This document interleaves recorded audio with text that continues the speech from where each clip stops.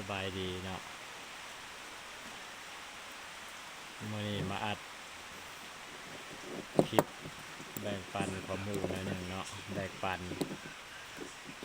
เนาะคนไปที่รู้แล้วก็เลื่อนผ่านเนาะ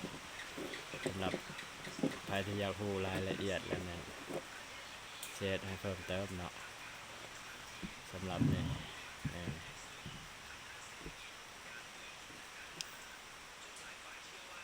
สำหรับคนที่ใช้รถไถนี่เขาเอิ้นสุรีน้อยเลยปอกหมูมันเสียหรือว่ามันเปิดบ่ได้บ่ต้องไปถิ่มมันเนาะเขาแก้ไขเองได้ง่ายๆแล้วก็บ่ต้องได้ซื้อใหม่อีกเนาะคิดว่าหลายคนสำหรับผู้ที่ใช้รถไถ6040นี่น่าจะพบปัญหาในตลอดเนาะแต่ว่าปัจจุบันนี่ก็ต้องไปซื้อใหม่เนาะให้มันเสียเงินคือว่าอัน1 ล้านปลายเนาะก็ต้องไปเสียเงินซื้อใหม่ถ้าใครอยากคู่ต่อแล้วมี EP2 ถ้ามีคนกดไลค์กดแชร์หลายเนาะมันจะมี EP2 วิธีการนำใช้เวลามันตายมันบดีดไฟเฮ็ดเอาได้เนาะมาจังนะเนาะมันจะมี EP2 ฝากกดไลค์กดแชร์เนาะถ้าว่ามีคนที่สนใจอยากรู้ว่ามันตายแล้วเฮ็ดเอาได้ต่อบ่อยากซื้อใหม่เนาะฝากกดไลค์กดแชร์เลยคอมเมนต์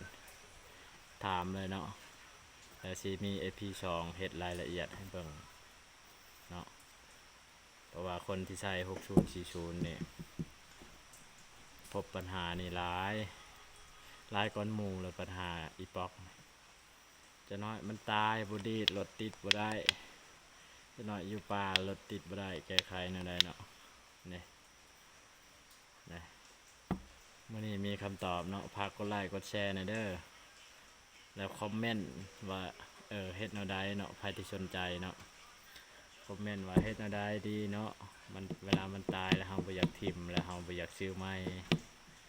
อยากใช้ตัวเก่านะมันสิมี EP2 เนาะถ้ามีคนคอมเมนต์ถามหรือว่ากดไลค์กดแชร์มี EP2 แน่นอนเนาะตัวนี้แม่น EP1 มาแนะนำเนาะแต่ว่าถ้ามีคนสนใจหลายกดไลค์กดแชร์หลายๆเลยเฮาสิมาเริ่ม EP2 เนาะเอาฝากเพียงสำนี้คลิปนี้